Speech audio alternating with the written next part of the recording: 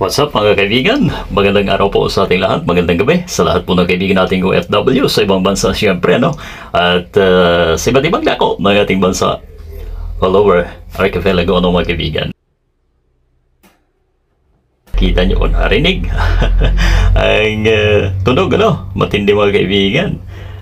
So sa video natin ito, ano nga ba ang dahilan pagka nagkakaroon ng matinding tunog, ang isang fan na gaya po nito, mga kabalita. Yan po ang ibabahagi ng inyong lingkod muli sa inyong lahat, At syempre, bago yan, sa ating mga kaibigan dito sa Facebook, na hindi pa nakafollow, at doon naman sa ating YouTube sa Balitang Electronics na hindi pa nakasubscribe, ayun, umpisahan nyo na po mga kaibigan upang tuloy-tuloy po tayo na makapagbahagi ng ating mga ginagawa all about sa electronics, mga kaibigan. Eto, unang titingnan po natin dyan mga kabalita ay ang kanyang shafting at ang bushing. Hindi pala lahat ng oras na kahit magandang spin ay hindi po masasabi na sira ang shafting natin o yung bushing, mga kaibigan. Hindi lang po pala pagka mahigpit, ayun ang reason kaya hindi makaikot ang ating mga fan, mga kabalita, Linisin muna ang unang bahagi upang mabunot, dahil pagka madumihan, may kalawang hindi po mabubunot. Ayan na. Aha! Grabe na ito mga kaibigan. So ang tendency pagka ganyan mga kabalita, iikot ng bagya, and then pag kabalaho na yan, wala na. Parang yung gulong ng jeep, Wala mang sasakyan na pagka nabalaho ay hindi na makakaalis dahil putik. Alright. Ganon din po yan mga kaibigan, Eto, linisin muna natin para malaman kung malalim. Ayan, Sa puntong ito, tayo po ay mag-design na kailangan na pong palitan ang shafting, mga kaibigan. Alright? Ganon lamang, kasimple yun. So marami na po tayong mga video, iba't ibang klase ng paggawa. Pagkatatanggalin po ninyo, doon sa mga bago ay maglagay po kayo ng marking. Gaya na ito, ginagawa ko pa rin po yan. Kasi pagka nagmamadali na, ay nalilimutan mo na na ba niya distansya dito sa ating rotor, mga kaibigan. nung dulo, yung likod na bahagi. Sa pagtanggal naman, pukpukin hanggang umurong yan, mga kaibigan. Dahan-dahan lamang po, pero diin. Alright? Dahil wala po tayong jack, mga kaibigan. Ito na. At ang unang bahagi niyan, yung may mga dot, yung may mga bilog-bilog, Alright? Hindi pong balik na rin dahil sa theory ay may matinding explanation pa po yan, mga kaibigan. Alright? So, ito na. Hanap po tayo ng kaparehas na shaft, mga kaibigan,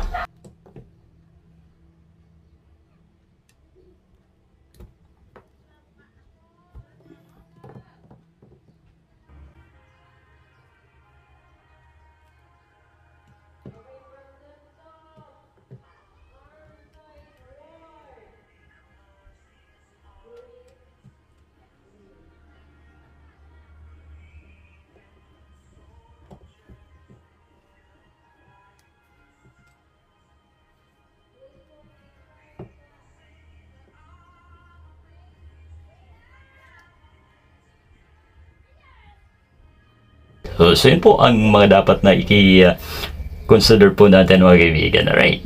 Ito na. Yung ibang shafting, lalo yung bakal ang gamit na LC, mga kaibigan, wag po nating pukpukin dyan sa harap. Dahil experience ko po yan. Nasusungal-ngal, tama ba ang word na yan?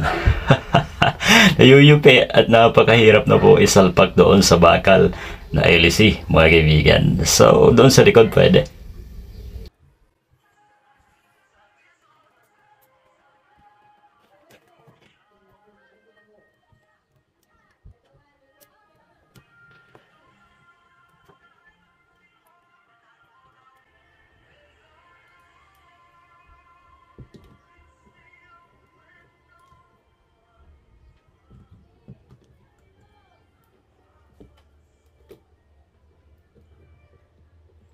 So yun, hindi lamang po porque nakakapag-spin pala ay hindi na ibig sabihin hindi shafting o bushing ang may problema, no? Pwede rin pala dahil nag-spin nga po, pero siya po ay sobrang luwag na po, mga kaibigan. Sa paglagay po ng spacer ay tansyahin po natin yung play, ano? Kailangan gapapi lamang po ang play niyan. Hindi po pwedeng sobrang luwag at sobrang sikip naman, mga kaibigan. Okay. Papalitan din po natin ng bushing, ano. Yan po yung pangmatagalan na gawa, no. Hindi po pwede, nare-remedyo po tayo, lalangis po tayo, ay yan yung short term lamang kung tawagin, mga kaibigan. Unlike dito, sa pagpapalit ng shafting o bushing, ay wala po tayong masasabi. Just in case na mag-backjob mo yan, ay siyempre confident po tayo na tayo ay nagpalit ng dapat na palitan. So may ibang problema yung pagkaganon, ano. Alright, tanggalin po. At ang ganda, ha, ang dowel na itong, mga kaibigan, ay mabilis palitan ng bushing. Pansin nyo ba? Saglit ko lang tinuklap. At tingnan natin kung mailalagay po natin ng mas mabilis din, gaya doon sa ginawa natin pagtuklap. Okay, babalik lang po ng konti yung mga nayuping part, ano. Okay, ito na yung bushing, wala na po talaga.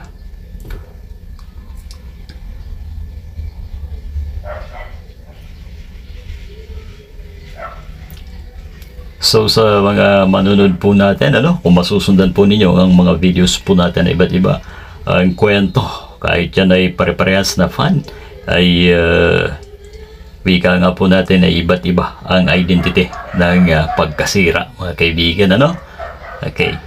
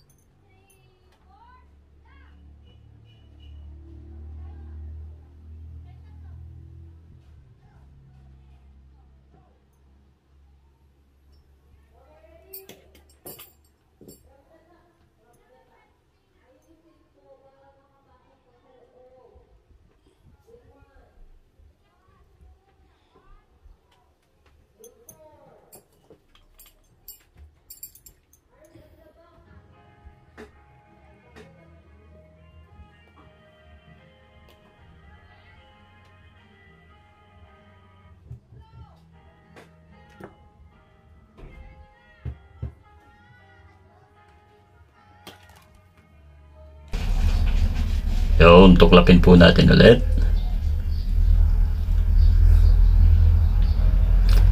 Yung absorber dyan, mga kaibigan, yung foam, ano, ay lalagyan po natin yan ng langis. So anong teorya ba meron pagka ganun? Kasi yung mga ganong liquid na langis, mga kaibigan, pansinin nyo po, tumatagos po yan kahit anong takip nyo dyan sa inyong lalagyan, kahit bakal pa yan. So ibig sabihin yun, ang magsisilbing taga piga o tagalagay ng langis, ano, the moment na yan po ay gumagana na, mga kaibigan, may makapipiga pa siya dyan sa foam na yan, mga kabalita. Alright, ito na ang bagong bushing. Ilagay lamang po dyan sa butas na yan at siguraduhin na lapat, and then ibalik ang flower lock, and then yung outer lock, ano, mga kaibigan. Alright, eto na.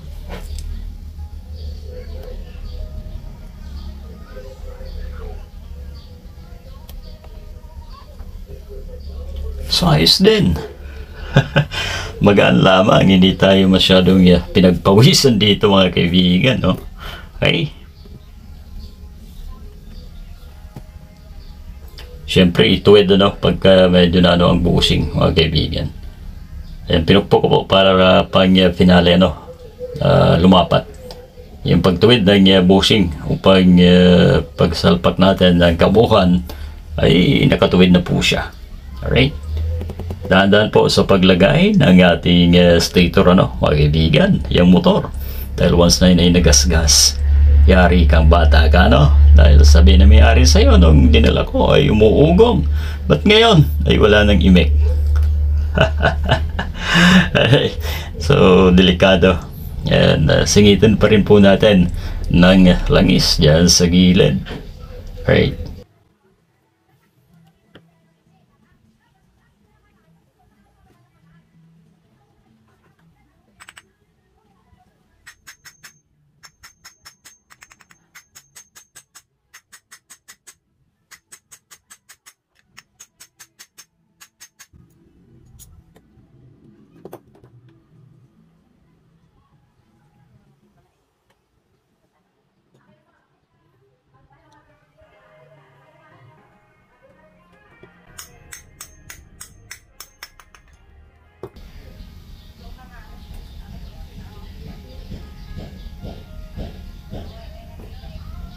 Once again, yung play, dapat meron po yung play. Bago natin screw ay medyo uga-ugain po natin. Right.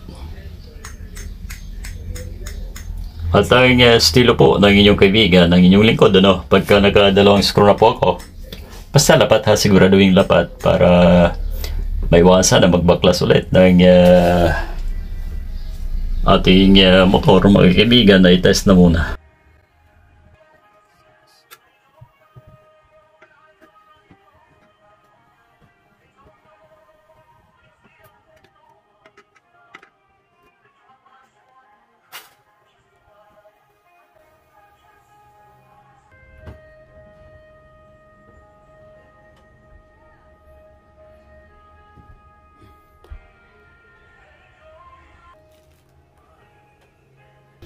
Tansya ko ay okay na po ito. Balik natin. Yan. Test ng play. Ayun. Good na, mga kaibigan. So may dalawang screw na po tayo bago tayo mag-kompleto ng screw. I-test na muna natin ang unit kung mag-spin mga kaibigan. Okay. Since ito na ay maganda ang play. Test natin. Ayun. So, okay. Alright. At ilagay na po natin ang ibang parts, mga kaibigan. Itong pinalitan natin ang shaft at bushing, na isang pares. Okay, kabalita, sana po ay may nakuha po tayong idea, mga kaibigan.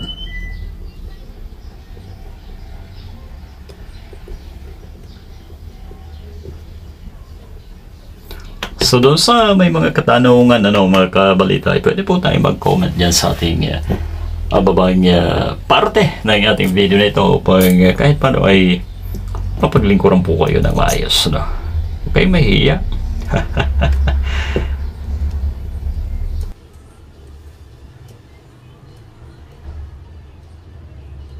Magandang klase na rin ang brand na ito, mga kaibigan. Pwede na rin pang-recommend sa mga kaibigan natin. Ayan na. Ang lock.